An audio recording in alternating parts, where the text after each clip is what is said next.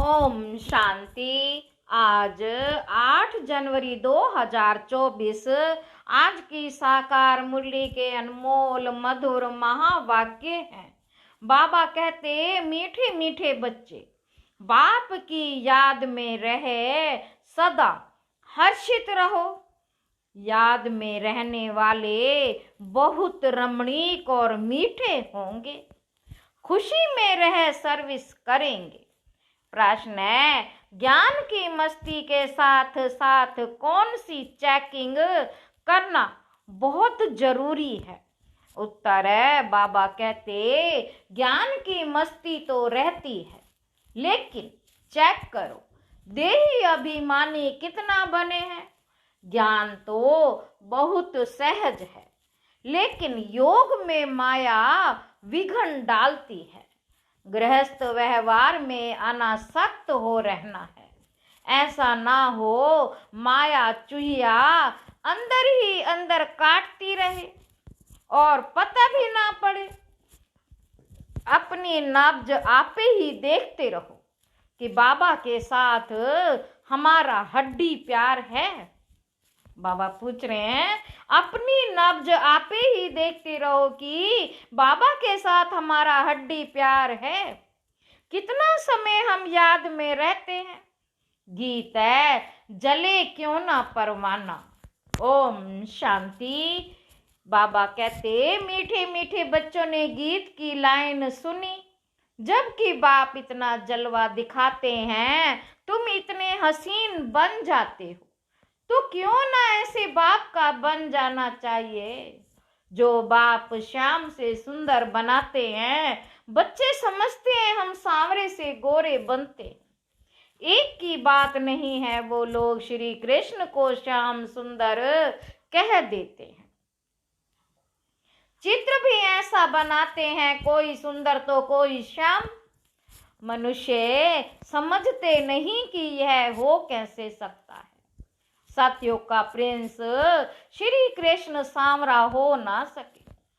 श्री कृष्ण के लिए तो सब कहते हैं, श्री कृष्ण जैसा बच्चा मिले, पति मिले, फिर वह श्याम कैसे हो सकता है। कुछ भी समझते नहीं है।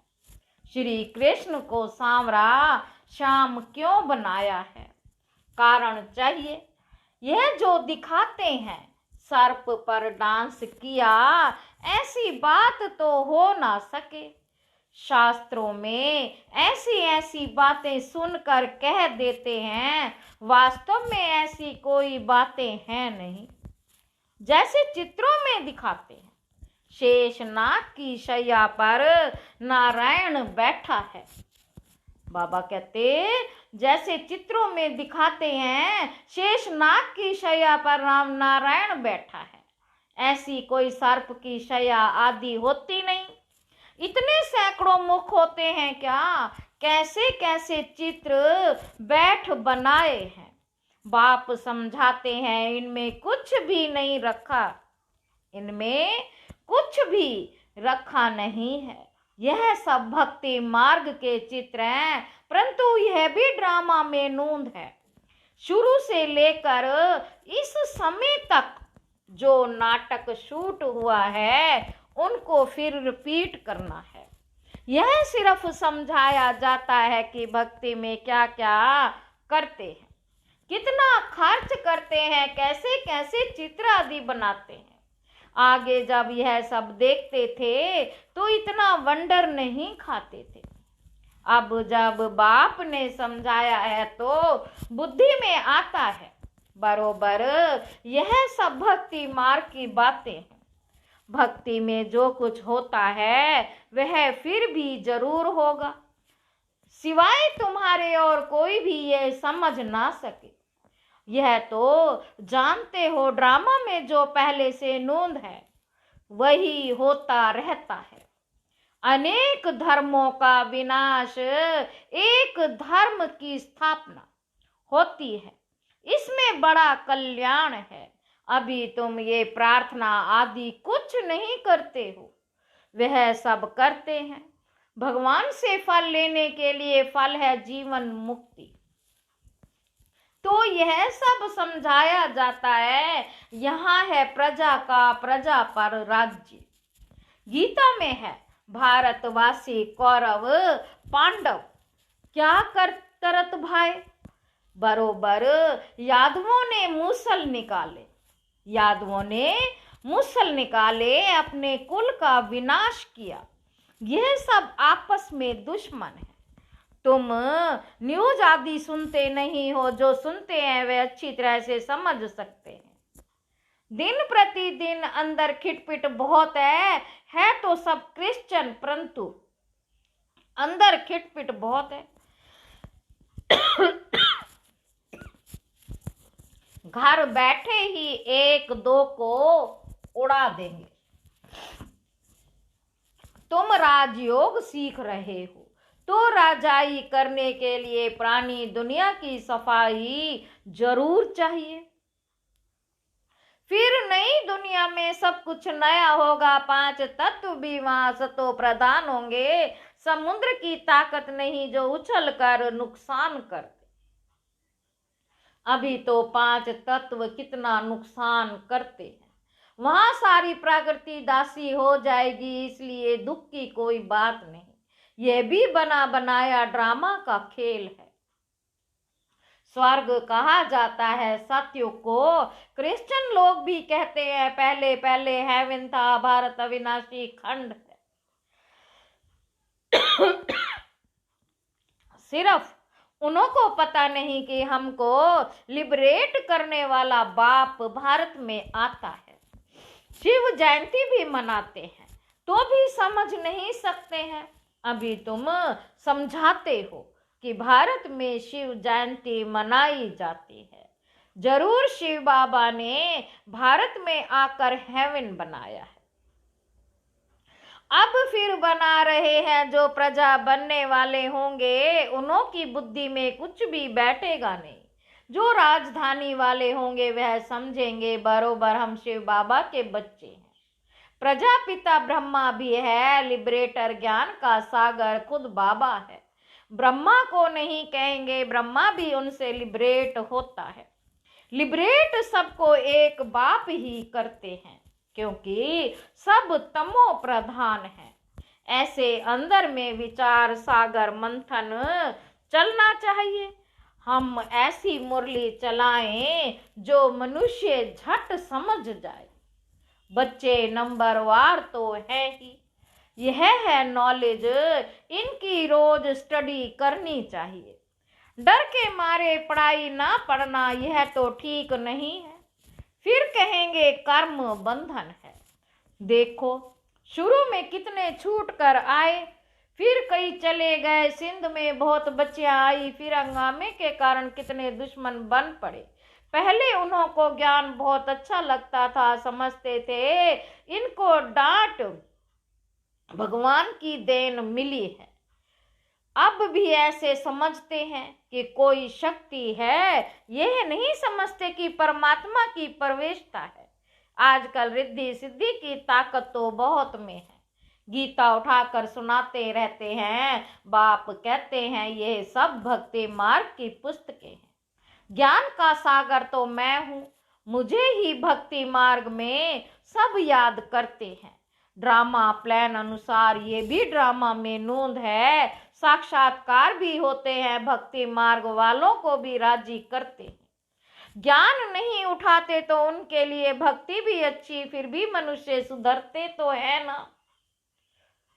ज्ञान नहीं उठाते तो उनके लिए भक्ति भी अच्छी, फिर भी मनुष्य सुधरते तो है ना। चोरी आदि नहीं करेंगे। भगवान का भजन करने वालों के लिए कभी भी उल्टी बातें नहीं करेंगे। फिर भी भागते हैं। आजकल तो भल भागते हैं, फिर भी बहुत देवाला मार देते हैं। ऐसे नहीं कि शिव बाबा का बच्चा बना तो देवाला नहीं मारेंगे। पास्ट का कर्म है तो देवाला मारते हैं। ज्ञान में आने से भी देवाला मार देते हैं। इसमें ज्ञान का कोई ताल्लुक नहीं। तुम बच्चे अब सर्विस पर लगे हुए हो, समझते हो श्रीमत पर सर्विस में लगने से फल पाएंगे। हमको सब कुछ वहाँ ट्रांसफर करना है, बैग बैगेज सब कुछ ट्रांसफर कर देना है। बाबा को शुरू में बहुत मजा आया था। वहां से जब निकला तो गीत बनाया, अल्फ को मिला अल्लाह, बे को मिली बादशाही। अल्फ को मिला अल्लाह, बे को मिली बादशाही। श्री कृष्ण का चतुर्भुज का साक्षात्कार हुआ। समझा द्वारिका का बादशाह बनूंगा। ऐसा नशा चढ़ता था। अब यह विनाशी पैसा क्या करेंगे? तो तुम बच्चों को भी खुशी होनी चाहिए। हमको बाबा स्वर्ग की बादशाही देते हैं, परंतु बच्चे इतना पुरुषार्थ ही नहीं करते हैं, चलते चलते गिर पड़ते हैं। अच्छे अच्छे बच्चे बाबा को निमंत्रण देने वाले कभी बाबा को याद नहीं करते। बाबा के पास पत्र आना चाहिए कि बाबा हम बहुत खुश हैं, आपकी याद में मस्त रहते हैं। बहुत है जो कभी याद नहीं करते। याद की यात्रा से ही खुशी जोर से चढ़ेगी। ज्ञान में भल कितना भी मस्त रहते हैं, परंतु देह अभिमान कितना है। देही अभिमानी पना कहाँ है? बाबा पूछ रहे हैं, देही अभिमानी पना कहाँ है?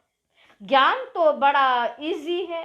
योग में ही माया विघन डालती है, गृहस्थ व्यवहार में भी अनासक्त हो रहना है। ऐसा ना हो जो माया अंगूरी लगा दे। माया काटती ऐसे है जैसे चूहा चूहा ऐसे काटता है, जो भल खून निकल आए पर पता ना पड़े। बच्चों को पता नहीं पड़ता कि देह अभिमान आने से कितना नुकसान होता है। ऊंच पद पा नहीं सकेंगे, बाप से पूरा वर्षा लेना चाहिए। मम्मा बाबा मुआफिक हम भी तख्त नशीन बने। बाप है दिल लेने वाला, दिलवाड़ा मंदिर में भी पूरा यादगार है। अंदर हाथियों पर महारथी बैठे हैं, तुम्हारे में भी महारथी घोड़े सवार प्यादे हैं। हर एक को अपनी अपनी नब्ज देखनी है, बाबा क्यों देखे? तुम अपने को देखो, हम बाबा को याद करते हैं और बाबा मिसल सर्विस करते हैं। हमारा बाबा के साथ योग है। रात को जाग कर बाबा को याद करते हैं, हम बहुतों की सर्विस करते हैं। चार्ट रखना चाहिए। बाबा को हड्डी जिगरी कितना याद करते हैं। कोई समझते हैं हम निरंतर याद करते हैं, यह नहीं हो सकता। कई समझते हैं हम बाबा के बच्चे बन गए बस, परंतु अपने को आत्मा समझ बाप को याद करना है। बाबा की याद बिगर कुछ काम किया गोया बाबा को याद नहीं करते। बाबा की याद में सदैव हर्षित रहना चाहिए। याद में रहने वाला सदैव रमणीक रहेगा, हर्षित मुख रहेगा। किसको बहुत खुशी से और रमणीकता से समझाएंगे? बहुत थोड़े हैं जिनको सर्विस का बहुत शौक है। चित्रों पर समझाना बहुत सहज है। यह है ही ऊंचे ते ऊंचा भगवान। फिर उनकी रचना हम सब आत्माएं भाई भाई हैं, ब्रदरहुड है। उन्होंने फादरहुड कह दिया है। आत्माएं भाई भाई हैं, ब्रदरहुड है, उन्होंने फादरहुड कह दिया है। पहले शिव बाबा के चित्र पर समझाना है कि यह है सब आत्माओं का बाप परम पिता परमात्मा निराकार। हम आत्मा भी निराकार है, भ्रुकुटी के बीच में रहती हैं। शिव बाबा भी स्टार है, परंतु स्टार की पूजा कैसे हो, इसलिए बड़ा बनाते हैं। बाकी आत्मा कभी 84 लाख जन्म नहीं लेती है। बाप समझाते हैं आत्मा पहले है, शरीर ही आती है, फिर शरीर धारण कर पाठ बजाती है। सतो प्रधान आत्मा पुनर्जन्म लेते लेते आयरन एज में आ जाती है। बाद में आने वाले तो 84 जन्म नहीं लेंगे। सब तो 84 जन्म ले नहीं सकते। आत्मा ही एक शरीर छोड़ दूसरा लेती, नाम रूप देश काल सब बदल जाता है। ऐसे भाषण करना चाहिए। कहते हैं सेल्फ रियलाइजेशन, परंतु कराए कौन? आत्मा सो परमात्मा। कहना यह कोई सेल्फ रियलाइजेशन हुआ क्या? यह नई नॉलेज है बाप, जो ज्ञान का सागर है, पतित पावन है, सर्व के सदगति दाता है, वही बैठ समझाते हैं। फिर उनकी खूब महिमा करो, उनकी महिमा सुनी, आत्मा का परिचय बताया, अब परमात्मा का भी बताते हैं। उनको कहा जाता है सभी आत्माओं का बाप। वह छोटा बड़ा हो ना सके। परम पिता परमात्मा माना सुप्रीम सोल, सोल माना आत्मा, परमात्मा तो परे ते परे रहने वाला है। वह पुनर्जन्म में नहीं आते हैं, इसलिए उनको परम पिता कहा जाता है। इतनी छोटी आत्मा में पार्ट भरा हुआ है। पतित पावन भी उनको ही कहते हैं। उनका नाम हमेशा शिव बाबा है। रुद्र बाबा ने ही भक्ति मार्ग में अनेक नाम रखे हैं। उनको सभी याद करते हैं कि पतित पावन आकर पावन बनाओ, तो जरूर आना पड़े। वह आते तब हैं जब एक धर्म की स्थापना करनी होती है। आदि सनातन देवी देवता धर्म। अभी है कलयुग ढेर मनुष्य, सतयुग में बहुत थोड़े मनुष्य हैं। गाया भी हुआ है, ब्रह्मा द्वारा स्थापना, शंकर द्वारा विनाश।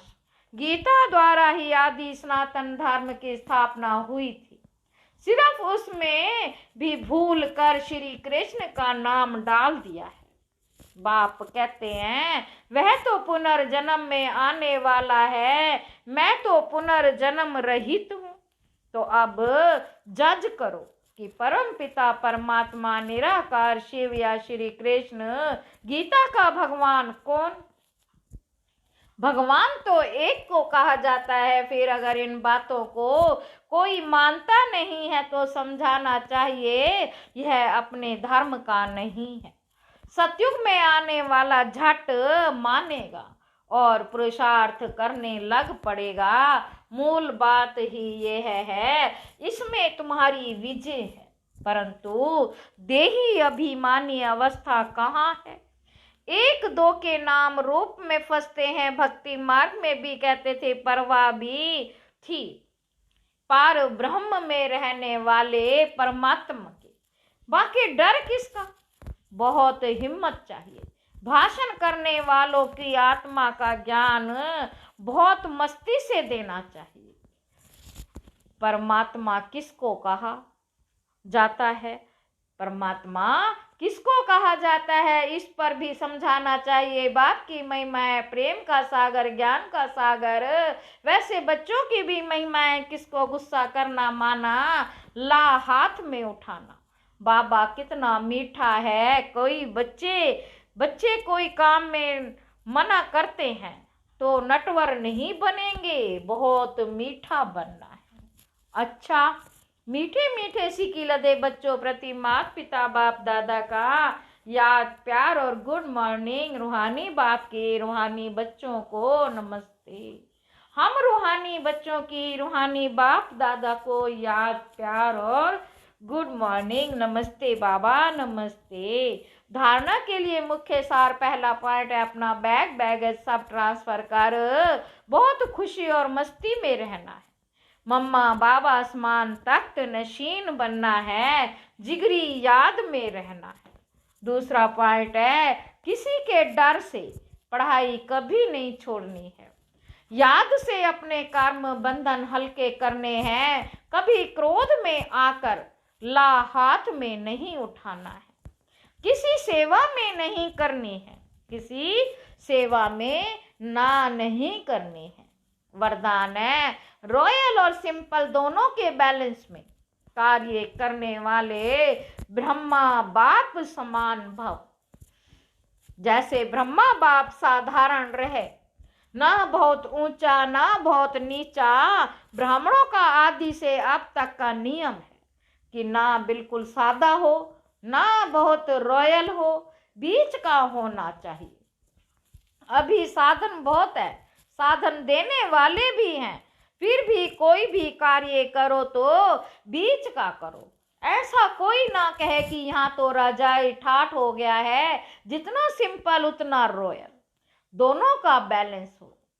स्लोगन है, दूसरों को देखने के बजाय स्वयं को देखो और याद रखो, जो कर्म हम करेंगे हमें देख और करेंगे। अच्छा, ओम शांति।